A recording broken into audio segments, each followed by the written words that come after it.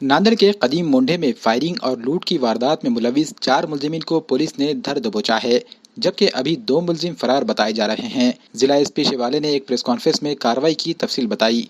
वाज़ेह है कि इतवार की शाम मोंढे की 2 दुकानों में लुटेरों ने बंदूक और चाकू के जोर पर 10,000 रुपए लूट लिए थे। मज़ाहमत करने पर एक शख्स पर गोली भी चलाई गई थी, जिसमें मज़ाहमत करने वाला शदीद जख्मी हो गया था। 24 घंटों में ही पुलिस ने कार्रवाई करते हुए 4 मुलजिमीन को हिरासत में ले लिया है। इतोरा पोलीस स्टेशनला रणजित सिंग मार्केट येथे संध्याकाळी 5:15च्या दरम्यान फायरिंगची घटना घडली होती। त्यात फायरिंग आणि 10,000 रुपये एका ड्रॉवरमधले काढून नेले होते। त्यात साधारणतः 6 संशयित इसम निष्पन्न झालेले होते।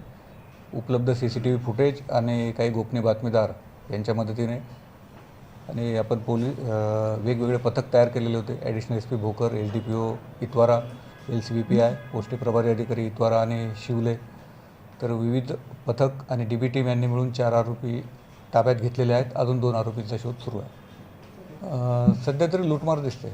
2 मुख्य संशयित ताब्यात आल्यानंतर चित्र स्पष्ट होईल। एक इसम जखमी। शहरातल्या चौक्या सक्षम केल्या जातील।